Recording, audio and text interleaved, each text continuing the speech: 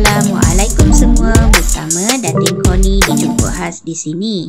Welcome to Kokoci TV. Hari ini Datin Connie nak gosip-gosip sikit pasal sudah parah, anak kandung buka aib Rosmah Mansor. Datin Seri Rosmah Mansor hari ini memberitahu Mahkamah Tinggi di sini bahawa tempoh perkahwinannya dengan Datuk Seri Najib Tun Razak tidak akan mencapai 34 tahun sekiranya beliau adalah seorang yang suka mengawal seperti didakwa pihak pendakwaan. Rosmah 69 berkata jika beliau mempunyai sikap suka mengawal dan mampu mempengaruhi keputusan dalam sektor awam seperti yang cuba ditonjolkan oleh pendakwaan terutama Timbalan Pendakwa Raya Kanan Datuk Seri Gopal Sri Ram, ia adalah perkara yang amat menghairankan. Pihak pendakwaan cuba menggambarkan saya mempunyai kepribadian yang negatif melalui P36 perbualan dalam rakaman audio berbunyi antaranya "Can I advise you something?" dan menggunakan tuduhan tersebut kononnya saya memerintah Datuk Seri Najib ketika itu Perdana Menteri untuk menuruti kehendak saya di dalam projek solar hybrid tersebut yang saya nafikan. Ini adalah tuduhan yang tidak benar, tidak disahkan dan ia tidak boleh diambil pertimbangan oleh mahkamah ini. Situasi seperti ini tidak berlaku sama sekali, katanya. Beliau berkata demikian ketika membacakan pernyataan saksi pada hari kedua prosiding membela diri terhadap 3 pertuduhan rasuah membabitkan projek hybrid solar bernilai RM1.25 bilion untuk 369 sekolah luar bandar di Sarawak. Merujuk perbualan dalam rakaman audio itu, Rosmah berkata beliau dan suami adalah manusia biasa, sama seperti pasangan lain dan perbualan mereka adalah sifat pribadi. Saya memberikan pendapat saya dan suami saya pula mendengar dan begitulah sebaliknya. Ada ketikanya suami saya memberikan pandangan beliau dan saya pula menjadi pendengar. Sama ada suami saya menerima pandangan saya atau sama ada saya menerima pandangan suami saya adalah soal kedua. Ini adalah resam rumah tangga dan asam garam kehidupan berkeluarga.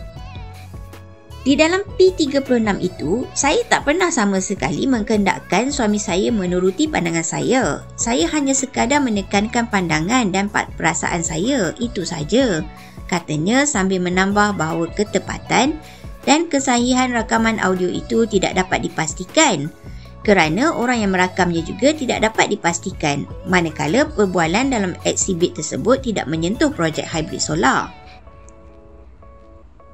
Pada 18 Februari lepas, rakaman audio dan transkrip mengandungi ayat "Can I advise you something?" diterima sebagai ekshibit dalam perbicaraan kes rasuah Rosmah membabitkan projek solar hybrid.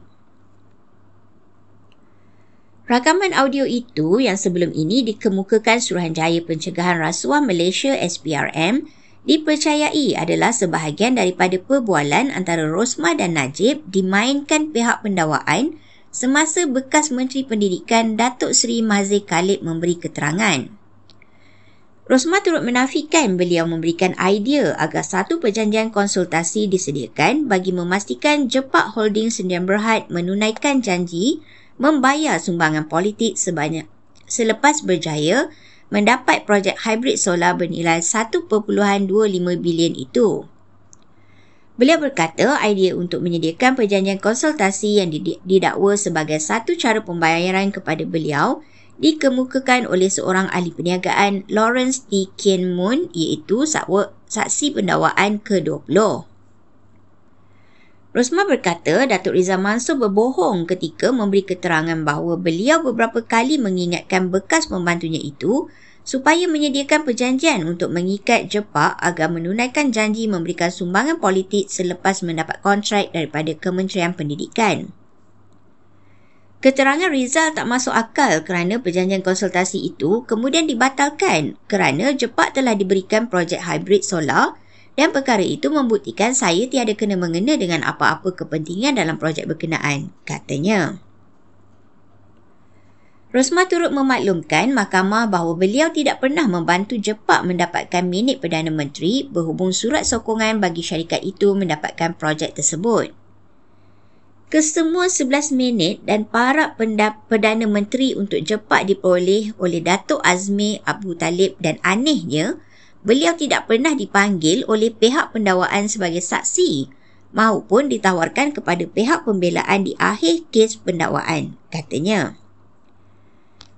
Pada 18 Februari lepas, Mahkamah Tinggi memerintahkan Rosmah membela diri atas 3 pertuduhan rasuah selepas mendapati pendakwaan berjaya membuktikan kes prima facie terhadap beliau.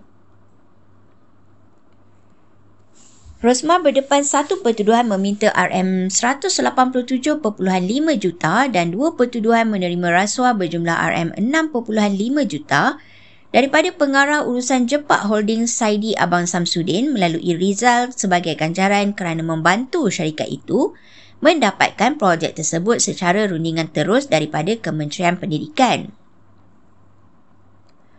Perbicaraan di hadapan Hakim Muhammad Zaini Mazlan bersambung esok dengan pihak pendakwaan akan menyoal balas Rosmah.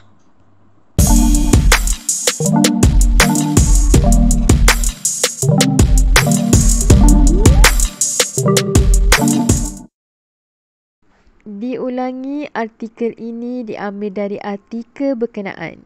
Sebagai penggemar media hiburan, harus berhati-hati dalam memilih sesuatu isu. Kami tidak bertanggungjawab kerana pihak kami tidak tahu kesahihan berita yang dikeluarkan. Jangan meletakkan kepercayaan penuh dan membuat spekulasi atas perkara yang kita tidak pasti. Menghayati hiburan boleh, jangan sampai kita melibatkan diri dengan fitnah dan buka aib mereka.